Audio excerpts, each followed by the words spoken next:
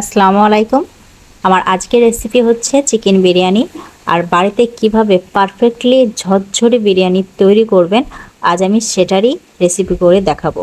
তো চলুন দেরি না করে দেখে নিই এই রেসিপিটা।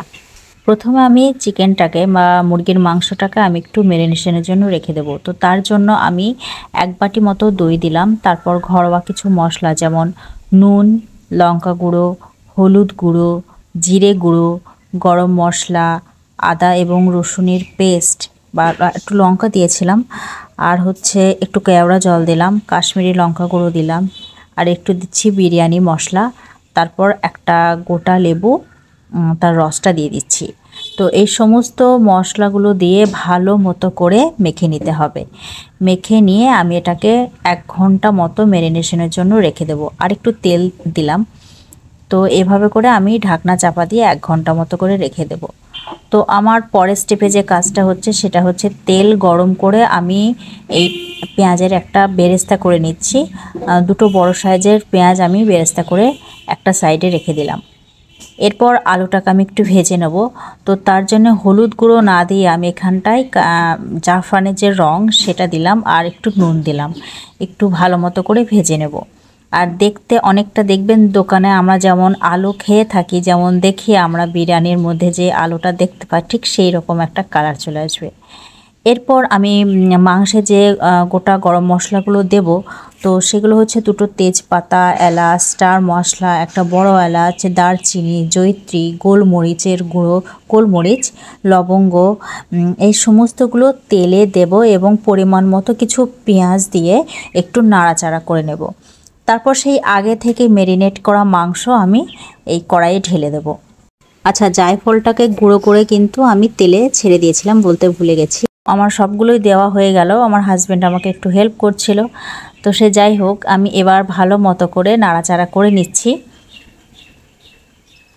এরপর একটা ঢাকনা চাপা দিয়ে আমি রেখে দিচ্ছি।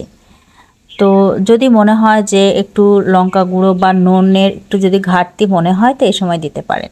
তো একদম একটু শেষের দিকে আমি সেই ধনে পাতা এবং পুদিনা পাতার কুচি দিলাম, আর একটু পেঁয়াজ বেরেস্তা দিয়ে দিলাম। তো এটাতে কিন্তু স্বাদ অনেকটা বেড়ে যাবে। তো আমি ভালো মতো করে কষানোর পর এবার আমি দিলাম একটু পানি। তারপর আবারও কিছুক্ষণ আমি এই মাংসটাকে রান্না করে নেব। তো যখন দেখবেন 80% মাংসটা রান্না হয়ে গেছে ঠিক তখনই কিন্তু আলুগুলো অ্যাড করতে হবে। তো আলুগুলো দিয়ে আমি আবারও কিছুক্ষণ রান্না করে নেব। আর যেহেতু আলুটা আমি দমে দেব তাই এমনিতেই কিন্তু সিদ্ধ হয়ে যাবে। তো এখন দেখুন মাংসটা পুরোপুরি রান্না হয়ে গেছে, কমপ্লিট হয়ে গেছে, সব সিদ্ধ হয়ে গেছে, খুব সুন্দর। এবার ভাতের পর্ব। তো ভাতের সেম মশলাগুলো যেটা মাংসে দেখলেন একদম সেম মশলাগুলো আমি ভাতে দিলাম। এরপর একটু লবণ দিতে হবে, মানে পানিতে লবণ দিতে হবে।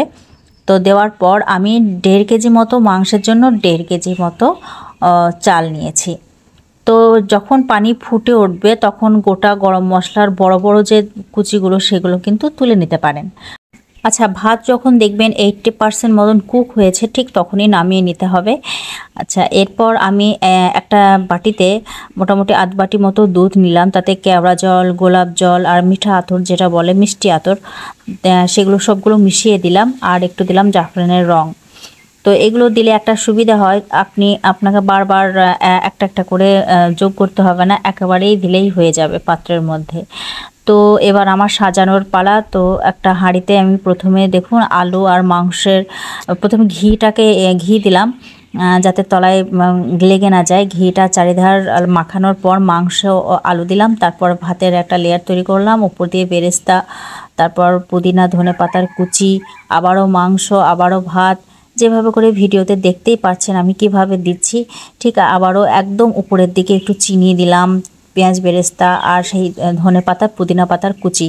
শেষের দিকে আমার সেই মেশানো যে দুধ, যেটা আমি একটু আগে মিশিয়ে দিয়েছিলাম অনেক কিছু কেওড়া জল, গোলাপ জল, আতর দিয়ে, সেটাও দিয়ে দিলাম শেষের দিকে একদম একদম উপরে, এবং একটু ঘি ছিটিয়ে আমি এটা দমে রেখে দিয়েছিলাম 1/2 ঘন্টা।